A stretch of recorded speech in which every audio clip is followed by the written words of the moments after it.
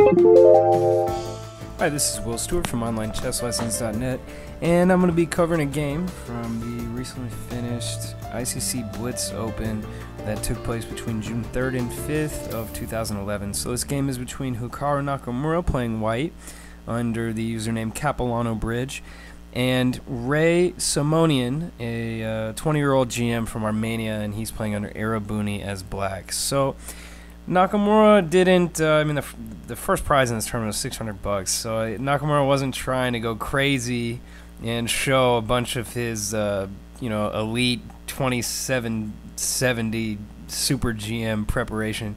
So he plays a little double feed in shadow line, nothing too crazy. I was a little surprised that EREBUNI didn't try something more aggressive in the center here, but to each his own. So now, the center's busting open. Of note here, if D takes E4, white can respond with a variety of moves. He can play knight to G5, or knight to H4 is also a possibility. So he's going to get that pawn on E4 back, and it's not going to be a problem at all. So instead, black plays D4, so he goes ahead and seizes some space in the center. And so now knight to E1, so white is going to be following essentially a King's Indian setup, as far as he's just going to throw his pawns at black's king. And he's got the space on the king side, so why not? So now H3, an important point, because if he goes ahead, if white's impatient here and he plays knight G4, or knight F3 rather, he's going to open the door for black to come in and play knight G4, and it's just going to be a pain in the neck for white. That E3 square is just going to be so weak. So no need to rush, H3, and now B5. So it's pretty clear what's happening. White is going to play on the king side, and black is playing on the queen side, as happens very often in the King's Indian defense and structures like that. So after B5, now knight F3, so white is regrouping his pieces, and he was also maybe thinking about playing E5 there, maybe in the future. And so now E5 by black, so F5, so white has gained a lot of space on the king side. So now knight A5, so black is gonna most likely force through with that C4 advance, so white plays C4 himself to inhibit that. So now position opens up a little bit. Maybe in this position, I don't know, so maybe one thing I was considering was trying to attack this D3 pawn for black, as far as doubling the rooks along the D file. Maybe it's a little bit too slow, and first black needs to defend the pawn on E5. So first he plays knight C6, and so he begins, putting a little pressure on the center. But after rook FD1 by white, so white's not going too fast on the king side. So now bishop A6. This one seemed like a little bit too much of a cheapo to me. I wasn't very impressed by this move. I know it's a 3-0 blitz game, but just seems kind of strange. His threat is B4, so if white's not careful, B4, and black's going to win a pawn and have a great position. But, I mean, bishop B2 is very calm, and now if B4, simply knight C4, and white's going to be doing just fine. I would prefer to play white because of the space advantage on F5 here. But black's got good play in the center, so knight to H5, a nice move. And the idea is very simple. If G4 now, knight to F4, and black's got a great outpost for the knight, picking on the weak dart squares on white's king side. So now king to H2. So now if white ever plays G4, black is going to come in to knight F4. So that's a big bonus in that move. It's always very nice to have that in these types of structures. And so now G6. So black's trying to open the position up. And again, I think maybe something else. I mean, maybe busting in, trying to play C4, somehow opening the position up. But G6, I didn't like it. And so now Queen E3. So good move. All of white's pawns are on light squares. So he wants to put some pieces on dark squares, like his queen. Definitely putting the queen there. And also he's eyeing queen to H6 and knight to G5 is a potential plan now. So after knight D4, it's about time that black tried to shut down the center a little bit. And now white creates a little X-ray on black's queen, which he didn't do anything about. I was a little confused. So rook to e8. Maybe queen d6 is a better idea here.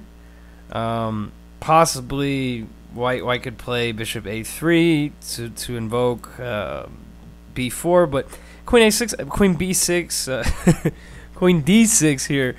I don't know. Black is just getting a little too tied down with his queen on this file. E5 pawn is being supported by the queen. He's got too many hanging pawns, and his position's kind of loose, whereas white's is very tight. So b4, Nakamura tries to exploit the fact that e5 is not yet defended by any other piece in the queen. So bishop d6, and now we're looking at some trouble.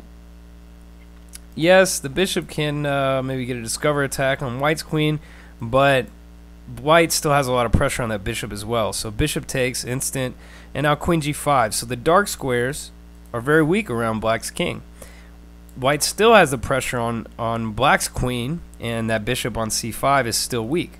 So h6, trying to set up some tactics on that g3 pawn. Queen g4, Nakamura does not oblige. Now a little bit of maneuvering, and now the knight's trying to find a home on e5. I don't know. I mean, I didn't really understand. I mean, obviously g5 just doesn't work. This is going to drop 2 pawns. Not going to happen. But why not just king g7?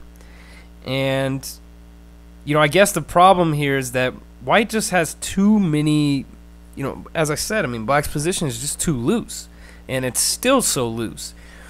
You know, I was looking, the easiest way for black to buy his way out is something like e5. Black just buys his way out. And for the exchange, he has ample compensation here. He's up a pawn. Pawn doesn't really matter. But more importantly, he controls the dark squares, and he's going to have some threats against white's king. Instead of e5, there's just too many moves for white. I mean, it's too easy to play. I mean, knight b3 is going to, I don't know, that's going to be tough. Here, white's going to be playing for free. After even, you know, this knight takes, maybe he's got, it's just way too easy. I mean, he wins this pawn. This knight can reroute to the king side if he wants. So, you know, it's a rock and a hard place here. If, you know, king g7, knight b3 just seems too easy. Just too easy.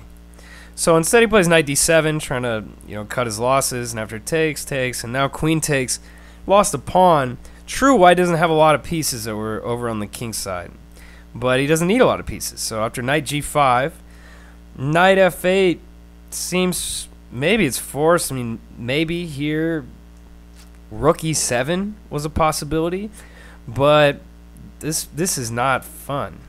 Nope, white is having a good time here. Black is not. I mean, e5, all of white's pieces are going to be coming in the game, and it's going to be pretty tough here to recover for black. So instead he played knight f8, which makes sense. I mean, he wants to cover these squares with the knight. And after rook f1 here, I think black was in time trouble. I think he resigned here. And I looked at it, I don't really see a very good defense. He's down a pawn. This is a loose piece on c5. The bishop on a6 is out of the game right now. And the rooks aren't really doing anything. They're biting on granite in the middle. So in this position, I mean, I guess maybe rook to d7 is a move. e5 is going to have to be next, and I just don't see any defense. If bishop b7, trying to trade some attacking pieces, prevent that bishop from coming to d5, simply takes. Now the queen's got to protect this bishop, so rook takes b7. There's a host of moves that win here, but I think the easiest is probably rook takes, c5, queen takes, and simply knight e4. And it looks like there's no way out for black in this position. Check, simply rook f2. Maybe he should have gone in for this. I mean, this is still kind of playable, but I mean, this is going to be lost. I mean, white's just going to march the h-pawn up.